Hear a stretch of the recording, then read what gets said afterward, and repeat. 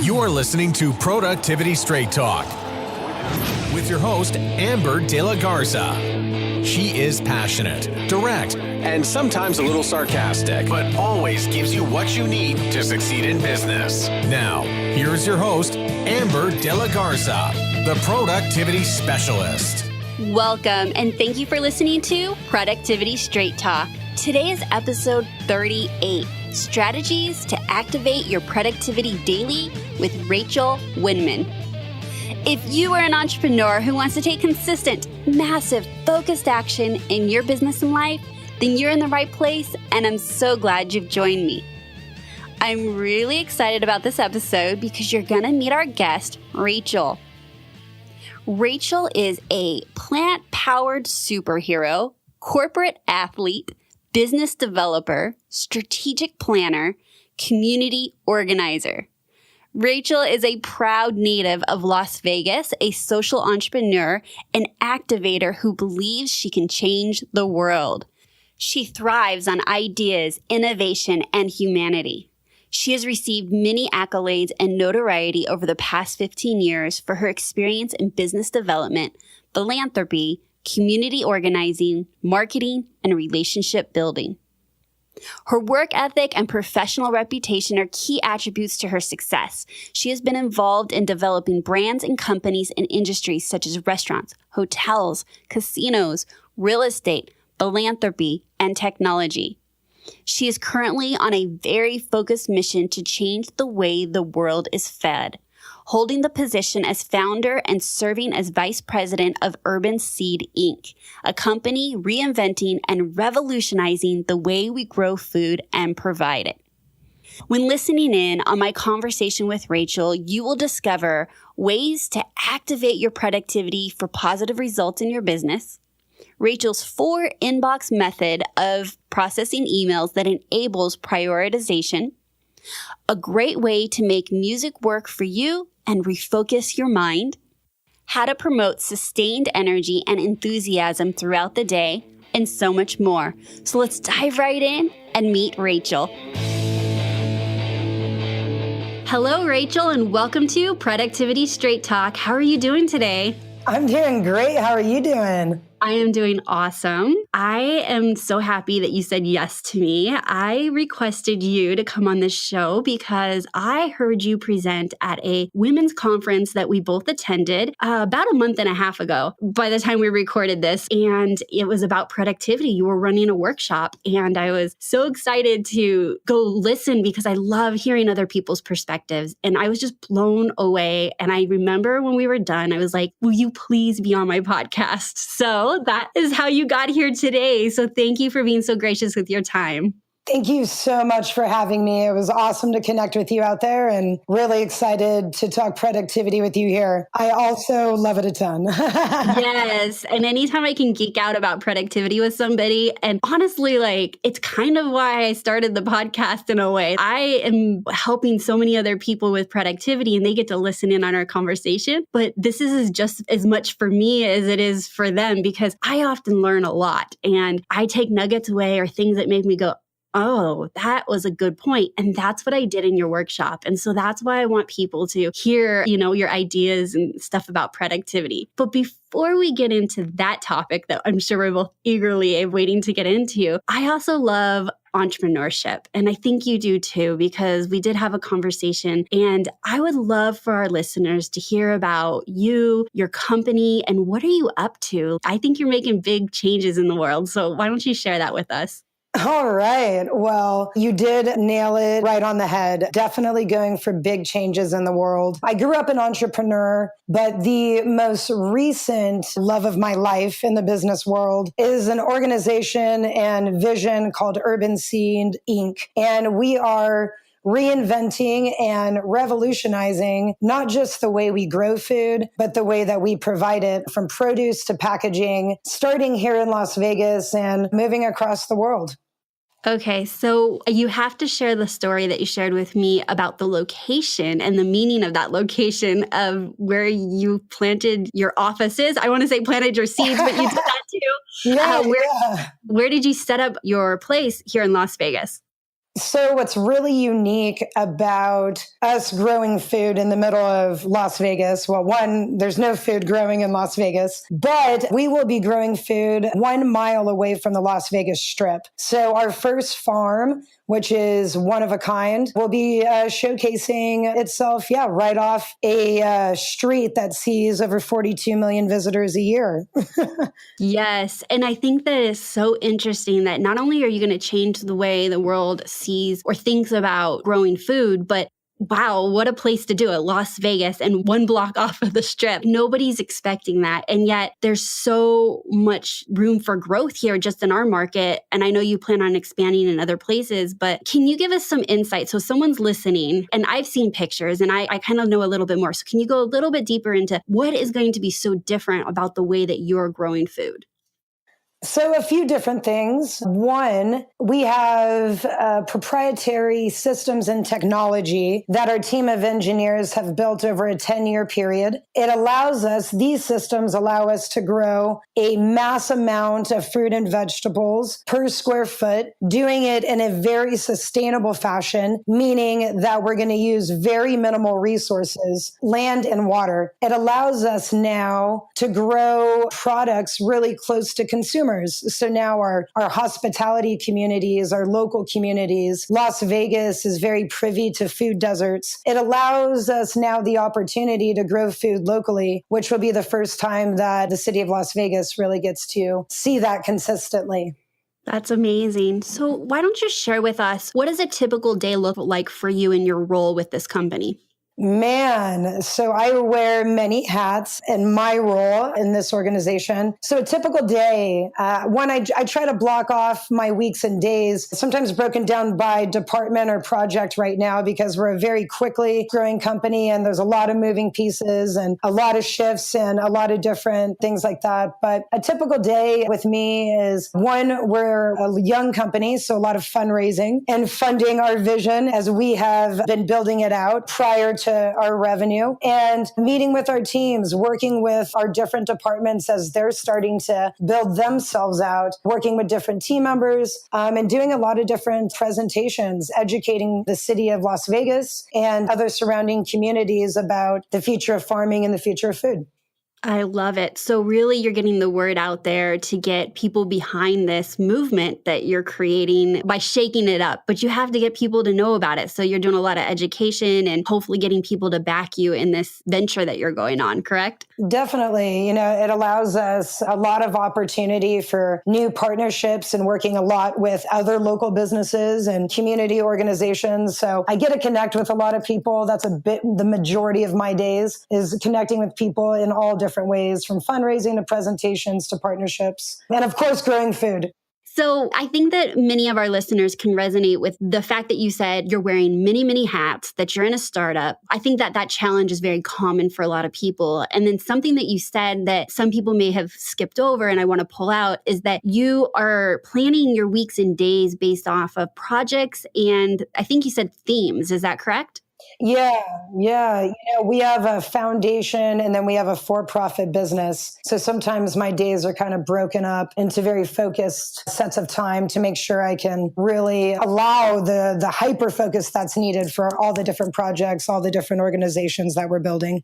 Right. So when we're looking at your typical day, it seems like it's changing a lot, that you've got to be able to block out specific times so that you keep all the plates spinning in the air, right? Nothing gets abandoned or no plate starts falling down. What time do you start your business day?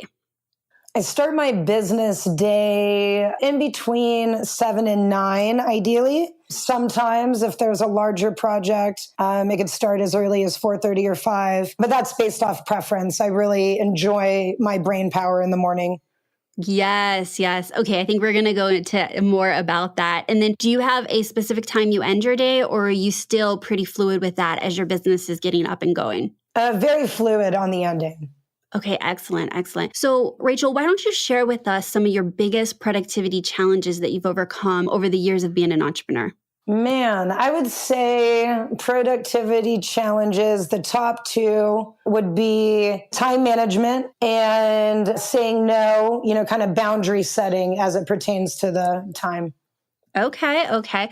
Let's go into time management. Are your challenges with time management the fact that there just seems to be more to do than there's time to get done? Like essentially at the end of the day, is that what it is?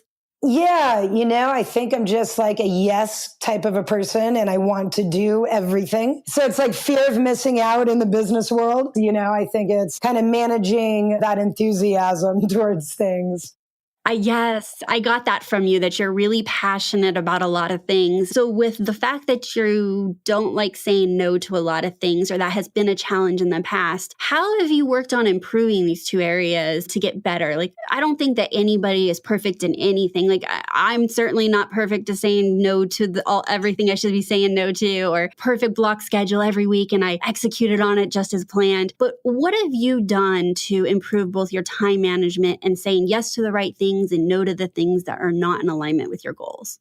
It always is progress, not perfection, right? We may have all the tools in our belt, but give it a month that we're kind of off, then it feels like we have zero tools. One of the things I started doing as it pertains to kind of the time management is seeing, okay, where do I really want to be spending my time, and doing some self-checks, really checking in with myself, getting aware. What do I really want to accomplish today, this week, this month? And does my time kind of align with that, with how I've mapped it out? And so I think the fix of the time management was I started really pre-planning my days and weeks and trying to get ahead of them a little bit, of course, with a lot of flexibility and adaptability. Right, right. Okay. So do you plan your week consistently? Like every week, do you try to plan the next week? So there's a couple different ways. There are some recurring appointments that I know just kind of based off my needs of each day that are kind of already in my calendar each week or each month. Things like email time, that never really changes. I know basically how much time I need for emails and other like standard blocks of my life. But I usually look at my week, I try to look at it on Sunday or Monday morning, see what's kind of coming up, is everything still where it was? But I'm usually about a week ahead as it pertains to kind of like the more action-oriented time management.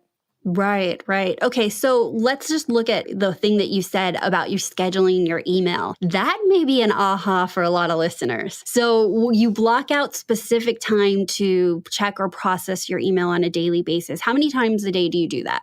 So I have 2 email time blocks per day. I try to keep them at 30 minutes, but I can usually take a gander at my emails, at the beginning of the day and get a rough estimate if that's going to work for the day or not. But I try to definitely schedule out that time. It really allows me to focus in my meetings and with my teammates when I'm not concerned with checking my email during those times. Okay. And when you check your emails, are you trying to get to inbox zero? Are you just trying to respond to the people that need a response from you? What is your flow when you're doing email? I've found what I've liked is my most enjoyable email flow this year. A co-worker and partner of mine used it. And so I have 4 inboxes, today, this week, this month, and this weekend. And I funnel all my emails into one of those 4 inboxes. And I try to make sure that all the ones that do end up in the today category are cleared out by the end of the day. But it's really allowed me a really nice flow of understanding, oh, this definitely needs to get answered today. This can get answered this week. This can get answered this month. And I kind of just rotate between those inboxes and then use labels as needed. But it's really allowed me to prioritize really well, where I've used all different kind of email platforms prior, Streak, things like that. But I've been really enjoying this flow. That's interesting. I have not heard of that before. So it's really forcing you to make the decision of when this needs your attention so that you're not falling prey to everything needs your attention. And now you don't have time to answer any of it because you're trying to answer all of it, right? Exactly. It's really minimized email overwhelm and allows a really nice prioritization naturally. And then I all of a sudden see that there's only about 5 to maybe 10 emails in my today inbox every day. There's really not that many that ever have to be answered that day. But I haven't seen it hold up with any response rates. I always stay on top of the communication too. But yeah, it's kind of when it deserves my and can, really needs to have my attention. Okay.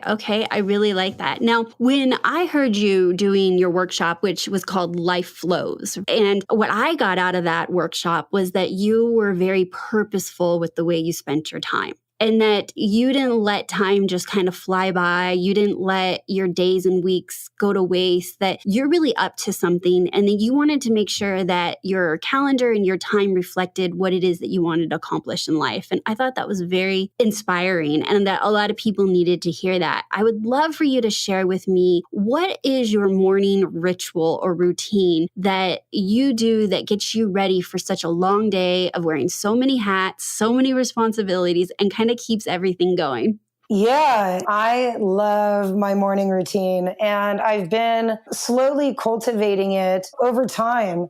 I'd like to wake up early and really have and make sure that I get some alone time in the morning. The goal is, an hour to 2 hours, but, I like to at least have an hour to myself to journal, to meditate, to reflect, to think, to read before the day gets started and really activate myself. And I've really seen that it's allowed me to, if anything, keep a really sustained energy level and enthusiasm level each day. And I think that ends up having a nice byproduct as it pertains to business or projects or teams and all that good stuff. How did you discover that you needed an hour to 2 hours each day to be your best self? Was it an accident? Did you do it and you're like, wow, this ended up a good day? Or do you know this based on your personality? Like, what made you think I need an hour to myself to be my best self? I watched my mom get up really early in the morning before everyone so she could get some alone time each day. And I think I saw that, but that didn't directly influence it. I think I also grew up in sports and you'd kind of have a locker room or you kind of be in your earphones before a game. So I think over time, between a few different influences, I kind of started seeing, I think actually, you know what? Raw moment when I started living alone. I think I really started seeing how beneficial my mornings were. And then as time progressed and I've had partners or family, I've always kept that time really sacred and now become very intentional with it. I would say the last 3 or 4 years, I've really have it really mapped out between meditation and music. And it's a lot more set up now.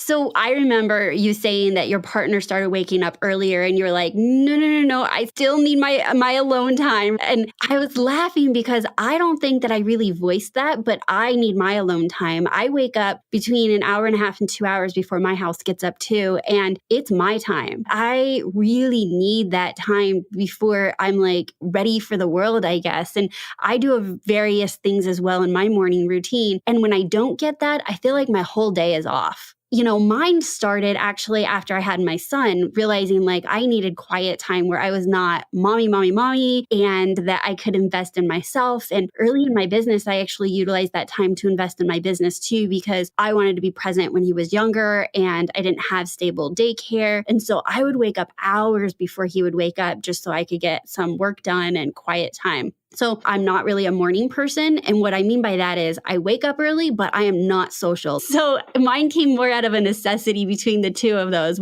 that being me not too social in the morning and then needing to carve out that time like your mom before the rest of the household wakes up. Yeah, exactly. I had an amazing mentor tell me a couple months ago, the soul is shy and only comes out in silence. And so it made me feel like in the morning when it's quiet and it's just me, it allows time for my spirit, my thoughts, my dreams to kind of really show themselves. And I've really seen that, a lot of ideas throughout the past few years have come from those mornings. Right. Share with us how you utilize music to activate you. Again, an influence from my mom. We grew up listening to music in the house. And again, from sports, I grew up listening to music before a game to kind of get into the zone. And I think I've realized now with intentional programming of my music in the mornings, I've created all different playlists, not just the playlist you see on iTunes or Spotify that's morning mix. It's a specific mix of songs that have ever made me feel anything throughout my life. It's 100 or so songs. And it's songs through all all different time periods. But what that does is it activates feeling, which feeling activates motivation, which activates energy. And so it's almost like I'm kind of tricking my brain to getting into the space that I'm wanting to really get it into, to take on the really large tasks and things of the day. I love that because music is really, it can really bring up emotions. It can affect how we feel. I believe that music is very important to a lot of people. For me, I don't have a morning mix, but after hearing you have yours, I was thinking, I think I need to create one. And I haven't yet, so I'll be really honest. But I do have a song that I play before I do either a big presentation or a webinar or something where I want to get hyped up. And I play AC/DC for those about to rock. That is like my go-to song that gets me like hyped up and on point and focused. And so I can kind of see the benefits because I utilize it in one way, but I can see what the benefits would be of having this music that sometimes we wake up and I don't know about you, but not every day are we ready to go conquer the world and go to meeting after meeting or whatever is on our calendar. Sometimes we don't wake up feeling that way. And what I love about you is that you've been able to take music and leverage that into activating the emotion that you need to then take the action that you want on a consistent basis. Exactly. It does have to work for you. But there are just certain songs, like you said, that just, no matter what I'm feeling, what I'm thinking, it can refocus my mind. And sometimes I need that in the morning. Sometimes I need it in the morning, in the afternoon, in the evening, whatever it takes to kind of get us to walk through the door or walk into the boardroom or give that presentation. Absolutely. Absolutely. You know, earlier in the episode, you were saying that it's not about perfection, but progress. And so like you and everyone that's listening, we've all had our challenges with productivity or time management or the gap between where we're at and where we want to go. And for me, that gap is everything that gets in our way in life that makes it more difficult to get towards our goals. And as entrepreneurs and people that are high achievers, like us that are here and listening, we really want to see how we can shortcut that. And some of the shortcuts that you shared with us was that you have a very, very specific, strong morning routine, that you use music to activate yourself into the mood, having the mood and feelings to create the action that you want. And being that it's a work in progress, but not perfection, what was that like before you realized that you needed this morning routine or before you realized you needed activation? Was it challenging to reach your goals? What things did you feel that you're no longer experiencing because you're regular with these? Yeah, I felt burnout. I felt like I wasn't reaching my best self. And I felt bogged down. I felt how you feel when you feel like you're doing a lot. I felt that there was other ways to feel while being and achieving success. And that success should feel different and it should feel more in a flow than, oh my God, this feels so heavy and the world's on top of me. And that's kind of how it felt prior. Yeah, I can totally relate. I mean, I've had my own experience with burnout when I wasn't practicing some of my own beliefs about productivity, about taking breaks, about being super intentional with how we invest our time, because we as entrepreneurs can end a day and feel absolutely exhausted, but then feel defeated because we didn't do anything that we can put our finger to say, that got us closer to our goals. That got me closer to my vision of success. And doing that day in and day out is not fun at all because it's really not about where we're going, but that journey. And for me, I know I'll speak for myself that entrepreneurship is a way of life. Like, I don't want to do all this just to have a certain dollar amount in my bank account. I'm doing this because I truly enjoy the lifestyle of entrepreneurship. And the gift is that we all as entrepreneurs get to create what that looks like on a daily basis. And for you, you were able to say, I had it this way. I didn't like it. And these are the changes that I made so that I could really enjoy the journey of creating what it is you're going to create. All this disruption, planning food and here in Las Vegas and across the world, like you get to enjoy that process.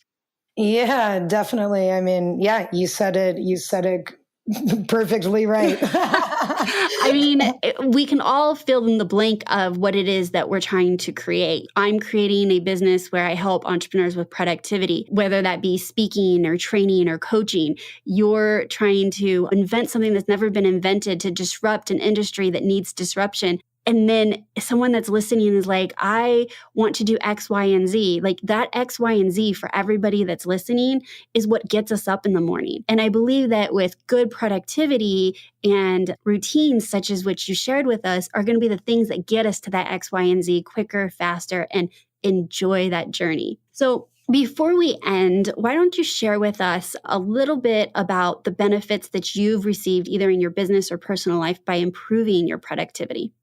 Well, let's see. Like you mentioned earlier, entrepreneurship is a way of life. And I really wanted to sustain myself in it. And so implementing tools of time management by use of calendar have really allowed me to get a lot more productive on what I can accomplish throughout a day and throughout a week, which has translated itself into being able to manage or help manage a really large vision and project and organization and ideas, but feel like I'm in the flow and have it feel good. And it doesn't feel like the weight of the world while saving the world. And that's the greatest thing about using these productivity tools. Wow. Okay, I'm going to quote you on that. That is amazing. So doing this while saving the world without feeling like you have the weight of the world on your shoulders. I probably paraphrased that, but you said it amazing. Like, I've never said that before, and that's how it has felt. That kind of, you brought that out. So, not feeling the weight of the world while saving the world. Oh, that's awesome. That's awesome. And that's what these things allow us to do. All right. So, Rachel, if our listeners want to learn more about what you're up to and get behind supporting your movement, how can they find you? So they can find us by going to urbanseedinc.com. And we have a lot of information on there. You can find us on Facebook. You can find us on Instagram. We have some really fun content. We work a lot in the chef community. So always delicious food, always good looking plants, and really happy people. So you can find us on any one of those outlets. Thank you so much for being here and investing your time with us. And I hope you have a productive week, Rachel. Thank you so much, Amber. I appreciate it. I have loved having you listen to this episode of Productivity Straight Talk. But I need to be straight with you. No change, no change. Without taking action, nothing will change for you or your business. So based on what you learned, what are you committed to taking action on today? You've just invested about 30 minutes with me and Rachel, and wherever we were at with you, whether it was running or driving in the car, or waiting for your kids, or on the way into the office, you invested your time. And so what I'm asking from you is that you take a moment and decide, based on what you learned today, what do you want to take action on? What do you want to implement in your business or life? Because you know what? There is a lot of information out there in the world. There are millions of blog articles and magazines and books and podcasts, all with information potentially able to help you. But the difference between just being a learner or just listening to another episode is that those of you that are willing to take the action will see the change you desire in your business and life. So let me give you just a moment to think about that before you move on and zoom through the day and jump into your next meeting and answer the next phone call. What are you committed to taking action on? Do you got it? Now, that is a long silence, and it may not have felt that way, but in the radio world, that's called dead air. That was a moment for you to really just reflect back and determine what it is you want to take action on. I would love it if you want to share your actionables and receive support, guidance, and motivation from entrepreneurs just like you. Join us on the inside of our Productivity Straight Talk private Facebook community. And you can join us by going to productivitycommunity.com. Again, that's productivitycommunity.com. And if you've enjoyed this episode, I would be so grateful if you'd share it with another entrepreneur who you feel would find it valuable.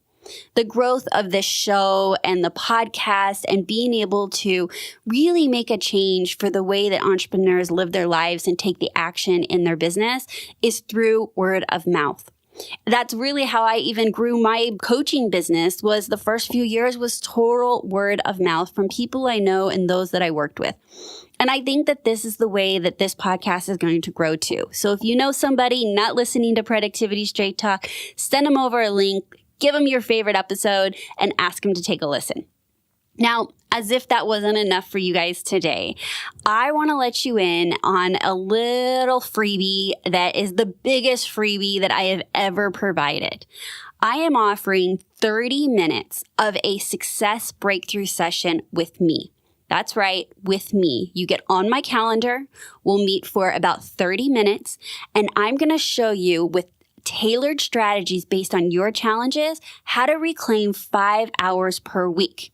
Did you hear me? I want you to learn and discover how you can reclaim 5 hours per week.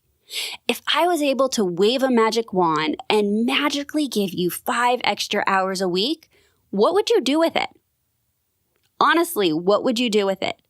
Would you go to the gym? Would you invest in hiring and training someone to outsource in your business? Would you spend more time with your family or friends and children? Would you sleep more? Am I giving you the gift of more sleep? Whatever you'll do with those 5 hours, I want to show you how to reclaim those so that you're investing it in the activities that matter most to you. And you can do that by applying at successbreakthroughsession.com. Go to successbreakthroughsession.com. It's a simple, quick application. Go ahead and apply. I'm taking a few people this month and accepting them into this Success Breakthrough session. So if this interests you and you want to have some time with me and you want to discover how to reclaim 5 hours, jump on in and do so. I also have another note for you. I've kept in touch with Rachel, and we recorded this episode quite a while back. And so by the time you're listening to this episode, you will find her food and what she's doing on tabletops everywhere. So if you want to know more, go to our website page, theproductivityspecialist.com/038. And we have links out to her website and how to contact her and find her and see what she's up to today. All right, so that's my straight talk for you today. I want you to take action on what you learned. I would love for you to join us inside our private Facebook community. And if you're up to reclaiming 5 hours per week, I want you to apply for our Success Breakthrough session. That's it, and until next time, have a productive week.